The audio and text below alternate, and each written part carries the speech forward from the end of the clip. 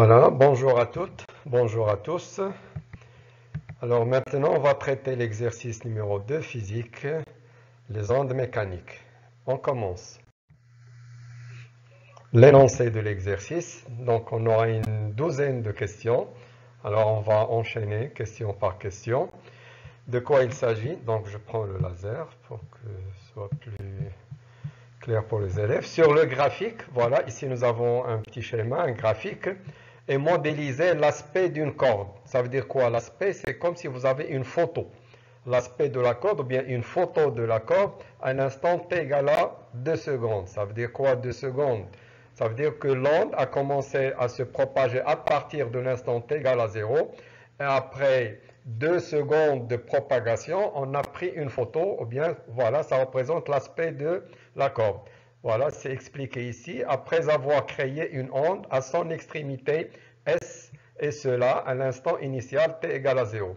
Remarquez dans le schéma ici, c'est pas mentionné la source, n'est pas mentionné. On ne sait pas est-ce que la source est ce point-là, c'est-à-dire l'onde se propage de la gauche vers la droite, ou bien la source est ce point-là, tel que l'onde se propage de la droite vers la gauche. C'est ce qu'on va découvrir. Alors, première question, c'est une définition. Est-ce que cette onde est mécanique? C'est très simple, puisqu'il se propage dans un milieu matériel qui est la corde, donc c'est une onde qui est mécanique. Je l'écris ici. Cette onde est mécanique car elle se propage dans un milieu matériel qui est bien sûr, dans notre cas ici, la corde. Seconde question. Est-ce que cette onde est progressive? Voilà, donc on doit bien comprendre ce mot-là. Donc cette onde, elle est progressive parce qu'il se déplace de point en point. On dit cette onde est progressive car elle se propage de point en point tout le long de la corde. Voilà, pour que ce soit plus clair, il y a un autre type d'onde qu'on appelle les ondes stationnaires, qui n'est pas au programme. Donc voilà ce que ça veut dire une onde progressive. Troisièmement, déterminer le sens de la propagation de cette onde. Voilà la question qui m'intéresse le plus au début. C'est-à-dire, est-ce que c'est ce point-là, le point gauche, l'extrémité gauche, c'est la source, ou bien est-ce que c'est l'extrémité droite qui est la source de l'onde? Alors, il y a ici, remarquez ici, on vous donne la flèche qui représente la vitesse du point C à cet instant. À cet instant, on a pris la photo. À l'instant où on a pris la photo, le point C, il était en train de descendre. Alors, on va supposer le premier cas. Si la source est ici et l'onde se propage de la gauche vers la droite, ça veut dire que cette partie de la déformation elle a dépassé le point C. Il reste à passer cette partie. Si c'est vrai, alors qu'est-ce qui va se passer? Si cette partie elle va avancer vers la droite, ça veut dire que le point C il va glisser vers le haut, ce qui est en contraire avec la flèche. Alors, par contre, si la source est l'extrémité droite, telle que l'onde se propage vers la gauche, alors cela veut dire que cette partie a dépassé le point C, et c'est cette partie qui va suivre. Donc cette partie qui va suivre, on se concentre uniquement sur cette partie. Alors, si cette partie elle va se déplacer vers la gauche, ça veut dire que le point C elle va glisser vers le bas, ce qui est en conforme ou bien en conformité avec la flèche. Donc, on déduit que la source est l'extrémité droite et l'onde se propage de la droite vers la gauche. Voilà, je vais écrire toute cette explication. D'après le sens du vecteur C, voilà, on s'est basé sur ce vecteur, on remarque que le point C se dirige vers le bas. Et d'après sa position dans la perturbation, sa position il est ici, d'accord, il n'est pas ici. Donc on déduit que l'onde se propage de la droite vers la gauche. Donc la source est à l'extrémité droite de la corde. Donc à partir des questions, de cette question, ce point-là, il représente la source. Quatrième question. Alors on va parler de ces questions. Je vais passer à une autre page blanche. Donc essayez de relire à chaque fois les questions. Est-ce que cette onde est transversale ou longitudinale? Avant de passer à la page suivante. Voilà. Alors qu'est-ce que vous remarquez? La direction de la propagation elle est horizontale et la déformation elle est verticale. Donc cette onde elle est transversale. On est d'accord. Pour la cinquième question, Déterminer le sens du mouvement de chacun des points A, B et D. On commence par le point A. Voilà le point A. Et on est d'accord que la source, elle est à droite. Donc l'onde se propage vers la gauche. Alors cela veut dire, remarquez, la perturbation a déjà dépassé. Elle a dépassé le point A, donc le point A, il a déjà bougé. Alors qu'est-ce qu'il y a avant le point A? Il n'y a rien. Donc le point A, il ne va pas bouger, il va rester immobile. Par contre, si on se concentre sur le point B, voilà le point B. Alors cette partie a déjà dépassé le point B. C'est l'autre partie qui va passer maintenant. Donc qu'est-ce qui va se passer? Le point B, il va glisser vers le haut. Donc le point B, il bouge vers le haut. Et le point D, voilà le point D. Donc l'onde ou bien la perturbation, voilà le front de l'onde, elle est au point D, elle vient juste d'arriver. Donc quelle est la première partie qui va atteindre le point D? C'est cette partie. Donc le point D, il va descendre vers le bas. Donc le point D, il va descendre vers le bas. Alors après, on vous demande de calculer la célérité. On va utiliser la relation de la vitesse et on passe à la page suivante. Voilà, l'onde elle est transversale, on l'a déjà expliqué. On a expliqué que le point A il reste immobile, le point B il monte vers le haut, le point B descend vers le bas. Et maintenant on calcule la vitesse de l'onde. On va utiliser notre fameuse relation. Voilà, c'est toujours la même, très utilisée. La vitesse en général, le cours, c'est la distance sur la durée. Alors quelle sera notre distance? Quelle est la distance parcourue par l'onde? C'est à partir de la source jusqu'au front de l'onde. Alors le front de l'onde, c'est le point D. Donc on prend la distance SD. Et la durée, c'est l'instant T1. Alors si on fait les calculs, alors si vous comptez les divisions sur la corde, vous revenez à l'exercice, vous allez trouver 10 graduations, 10 divisions. Et d'après l'échelle, chaque division, il vaut 5 cm. On multiplie par 10 moins 2 pour passer du centimètre au mètre. On divise par l'instant T2. Après les calculs, on trouve 0,25 mètres secondes moins 1. La question 7. On vous demande dans la question 7 de calculer la durée, d'accord, du mouvement d'un point de la corde. C'est-à-dire, donc un point, combien de temps il commence à bouger un point? Un point, il commence à bouger l'onde arrive à ce point. Et quand est-ce qu'elle va cesser de bouger? Lorsque l'onde, elle va quitter, elle va sortir, elle va dépasser ce point. Donc pour cela, on va prendre la largeur de l'onde. Et quelle est la largeur de l'onde? C'est la distance AD, divisée par la durée. Donc on fait passer la durée. La vitesse, elle est constante puisqu'on est dans un même milieu. Alors si vous comptez la largeur de la perturbation, vous allez trouver 3 divisions, 3 graduations, fois l'échelle, fois 10 moins 2, le centimètre, à convertir en mètres, sur la vitesse qui est déjà calculée. Alors, après les calculs, on trouve égal 0,6. Ça représente quoi 0,6? On va l'utiliser dans notre dernière question. C'est la durée du mouvement d'un point. Chaque point de la corde, lorsqu'il commence à bouger, il va commencer à bouger pendant 0,6 avant de s'immobiliser. Question 8. Alors, la question 8, on vous demande le retard.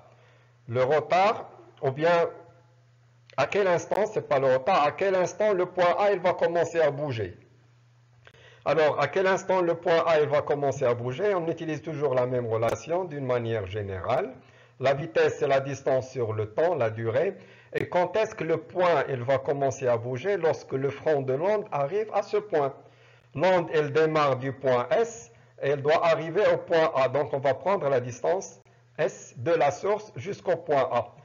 Donc sur la durée qui sera l'instant d'arrivée de l'onde au point A. On fait passer le temps de l'autre côté, la vitesse toujours constante. Si vous comptez les graduations entre le point S et A, vous allez trouver 7 fois l'échelle et on passe au mètre sur la vitesse. Après les calculs, on trouve 1,4 secondes. Ça veut dire quoi 1,4 secondes?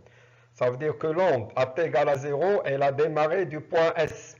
Elle va mettre 1,4 secondes avant d'arriver au point A. Pendant cette durée, le point A, il est immobile. D'accord? Jusqu'à l'arrivée de l'onde. Donc, pendant 1,4, le point A, il va rester immobile. Question 9. Alors, la question 9, quel sera le temps? Et si on vous demande, pardon, alors la question 9, on vous demande à quel instant s'arrête le mouvement du point D. À quel instant elle s'arrête? Alors, quand est-ce que le point D, premièrement, il va commencer à bouger? Lorsque le front de l'onde arrive au point D. Et quand est-ce qu'elle va cesser de bouger? Lorsque l'onde, elle va quitter, ou bien la perturbation, elle va quitter, d'accord, le point D. Alors, dans ce cas, quelle sera la distance parcourue par l'onde? Alors, ça va être la distance jusqu'à ce que l'onde, elle va sortir, ou bien elle va dépasser le point D. Dans ce cas, quelle sera la distance? La distance sera SD plus la largeur de l'onde, d'accord? Donc l'onde, elle doit arriver au point D, donc elle va sortir du point S jusqu'au point D, elle va rester, elle va passer, elle va traverser le point D pendant toute la largeur AD. Donc la distance totale parcourue par l'onde, c'est SD plus AD, sur le temps de fin du mouvement. Si vous faites passer de l'autre côté, vous calculez, si vous faites le compte SD, c'est 10 divisions, la distance AD, la largeur de la perturbation, c'est 3. Alors, l'échelle, c'est 5 et on passe du centimètre au mètre. Voilà, si vous faites les calculs, 2,6, c'est-à-dire après 2,6 secondes, le point D, il sera immobile. Pour la 10e question, on vous demande, vous avez les comparaisons des élongations du point D et du point E. Si vous revenez à l'exercice, alors quel est le premier point qui bouge? C'est le point E. Donc, quel est le point? Le point D, il va bouger après le point E. Alors, qui est le point qui est en retard par rapport à l'autre? Ce n'est pas le point E, mais c'est le point D qui est en retard par rapport au point E. Donc, on doit choisir la bonne équation d'élongation. Alors, je choisis celle-là. L'élongation, c'est-à-dire le mouvement du point D à un instant T maintenant, c'est égal à l'élongation du point E avant, c'est-à-dire à l'instant T moins. D'accord? Donc, c'est le point D qui est en retard par rapport au point E, d'après les positions des points sur la corde. La question 11. On vous demande de représenter l'aspect de la corde, mais cette fois-ci à un instant 3 secondes. L'aspect, c'est-à-dire une photo. Si on prend une photo à un instant 3 secondes, quelle sera la forme de la corde? Alors, à l'instant T 3 secondes, la première chose qu'on doit faire, c'est de calculer où est arrivé le front de l'onde. Quelle est la distance parcourue par l'onde pendant 3 secondes? Alors, voilà une suite de la question 10 que j'ai oublié. Calculer le retard temporel de l'élongation du point D. Calculer le retard temporel. Voilà, ce retard, on doit le calculer. D'après la définition du cours, c'est quoi le retard? Le retard du point D par rapport à E. Donc, on prend la distance entre les deux points sur la vitesse. Si vous faites les calculs, donc, il sera 1,2 secondes. Voilà, je me rattrape. Et maintenant, je passe à la question 11. Alors, on va représenter l'aspect de la corde. On commence. Alors, on calcule la distance parcourue par l'onde.